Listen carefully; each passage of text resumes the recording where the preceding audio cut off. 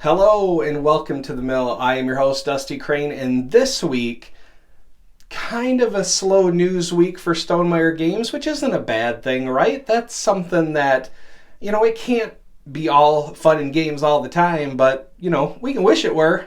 It's just not always the case. But in any case, I got some good stuff. We closed last week's episode with kind of a emotional place, right? Kind of a tough spot to be in. And Jamey posted about this on his blog, not the video itself, although that did get a mention and a link, so that was cool. But more just an update. He's glad that he didn't hold back, sharing the news about his dad with us. He mentions to creators that sometimes it's okay to be vulnerable, in front of your audience, I guess. The people, people show up for us in different ways, right? There are some people that are only interested in Stonemaier Games just for the games. They don't care about Jamey or Biddy or Walter or Megan or Joe or, Alex or, they just want the game, and there's nothing wrong with that, right? It's a game. We don't always get invested in the people behind the scenes, and the creators. So for those people, maybe it was a little bit weird, but there are also people that are just like, care about, I guess, where their games are coming from, where their things are coming from. They've seen enough of Jamey on YouTube. They've seen, communicated with Joe in the Facebook forums. They've talked to Alex on Twitter or something, or whatever the case may be. They care. And Jamey talking about what happened brought an outpouring of support, which is great to see. So it was a great blog post from that regard to kind of see how he's not sorry that he ended up doing it after all. And some of his lessons learned, I guess, if he ever has to do something like that again, he definitely made the right choice by waiting till the very last minute of the live stream. Let's hope he does not have to give us any kind of bad news like that again anytime soon. In that vein, Jamey does give us an update on his dad. It sounds like Wednesday, right before the live stream, and you can suddenly very much understand why those nerves were so raw. His dad, who's a very healthy guy by his blog post, says, Wednesday he found out that his dad, after the surgery, was unable to move or communicate. I have to imagine, I don't have to imagine that. There's no question about it. That's something that's incredibly hard to learn about your parent, and probably especially if they're going into this procedure and you're like, they're super healthy, and then you get that news. It's devastating. And so that was where we were left off with that update. But then the very next day, after Jamey had the live stream, after all this outpouring of support, he hears that his dad is talking and laughing and actually doing yoga next to his hospital bed while he was just waiting for his organs to wake up after surgery, right? So very good update. I'm very glad that Jamey was able to deliver that update to us, and I'm very glad that I get to deliver it to you. Although if you're watching the live streams, you already know this. If you're reading his blog, you already know this. But in any case, if you happen to catch me first, maybe you're running behind. You caught my episode first. Very good news with Jamey's dad, and I'm glad that we could give it. The second thing is on Twitter. I got a direct message from Tim at Georgia the Goat. He's the one that just did the Red Rising scoring app, and also responsible for the development of Tapestry Digital.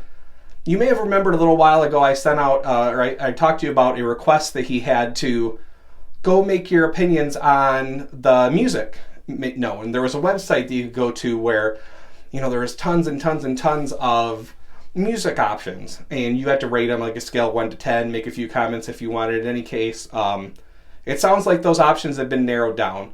I think there's 6 of them now. That he's got a poll on his Facebook webpage, and he just asked if I could let you know about it, in case you didn't see it, in case you missed it. Facebook algorithms and being, what those are, I swear half the time I'll get a notice from somebody that I'm close to, like a friend or a family member that I talk to all the time, but for some reason Facebook decided to hold on to this very important news for like 6 days. So I just look like the jerk who's not, congratulating them on something or other, or, whatever the case may be. So Tim just asked, hey, could you let folks know about it? It's very quick this time. There's nowhere near the time investment that there was before. I think I mentioned last time, I think it ended up taking me like 25 minutes or something. This one I think is just six music samples. And so just go ahead and vote on that poll. I'll put a link in the show notes, and that would help them out. And if you're buying Tapestry Digital, if that's something that you might be interested in, hey, you want to make sure that the music that they put in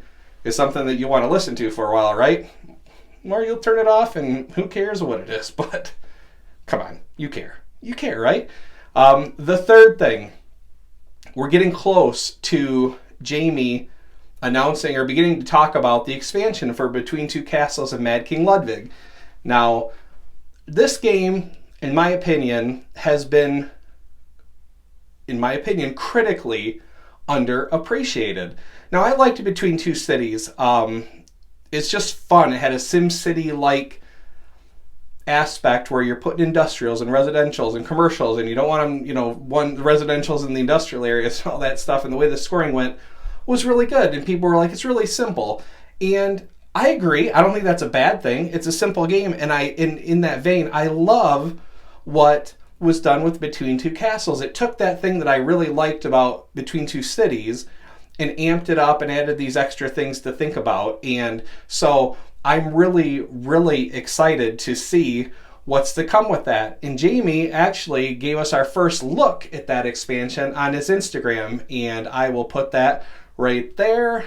And yeah, so you can see the art. It's weird to say this, but to me, it feels like more grown-up art. Like, what does that mean, grown-up art? Well, I'm looking, at the box for Between Two Castles here, and you see the people walking around in the castle, and it's under construction, and thematically that makes total sense. But I don't know, something about having those people so close, like it seemed.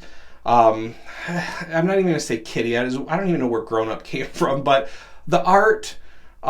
It seemed more artsy, whereas this, this more recent, or this leak, is it really a leak if Jamey's sharing it himself? This teaser, with the people so far off, it almost looks more like an artist interpretation of an actual castle, whereas this one is being built. This one is already built. And so I was trying to derive what information I could, or take what information I could from this, and we do see the Automa Factory logo in the top left-hand corner, and we knew that there was going to be an Automa. This is actual confirmation. I say we knew. We guessed. We were told. I think Morton had said it. I think Jamey had said it even. But this is the official confirmation. We got the Automa Factory stamp on the top left-hand corner, and Stonemaier and B2Ca Games logo in the top right. Now, in looking over the image, I got just off camera, that's what I keep looking over at. Looking over it, the box looks pretty sizable. I guess I was expecting a Wingspan expansion size box, because when you look at the, everything laid out in the original box, there's room for one more tray, and you can see the cutouts that they already had. And so I was like, you could probably fit that into a Wingspan size expansion box.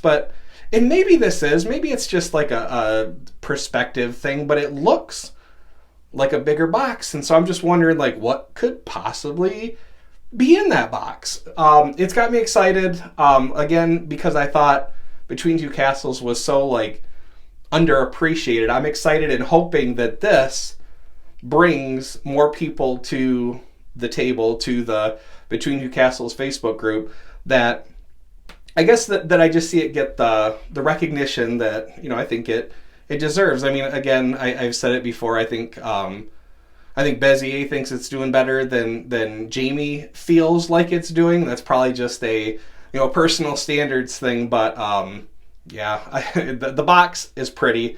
What a castle if you lived on this mountain.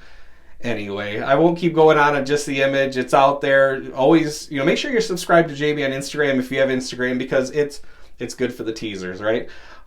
Finally, I wasn't sure if I'd even talk about this one at all, just because, just because it's not readily available to anyone. But I did get invited to a game of Viticulture on Board Game Arena, and it's in alpha phase right now. So betas are available to everyone. Alphas are limited in who can see them. And so far it's looking pretty good. I did read in some comments of some people's games that some visitor cards are freezing things up. And so there's still a little bit of work to do. But what I've played so far, we haven't encountered a lockup condition yet.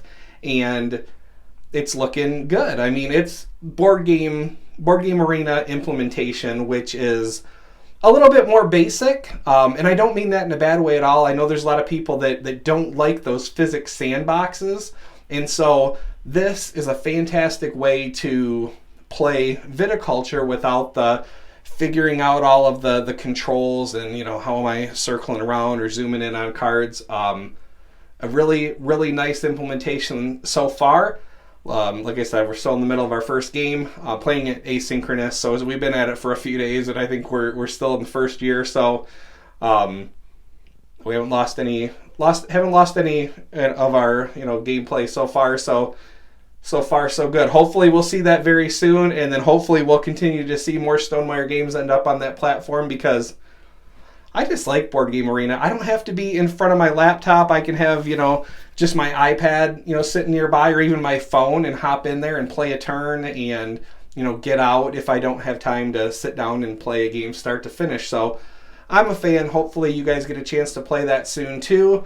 And let's see. Oh, Red Rising. Shipping in the United States and Canada now. I know that some of the world already has it. A lot of the world already has it. And the North American folks have been missing their chance to play. That's coming right now. Right now they're fulfilling Stonemaier Champion orders and then moving on to other folks. The rest of the folks who pre-ordered and aren't champions yet, or aren't champions in the future. I don't know where I was going with that sentence.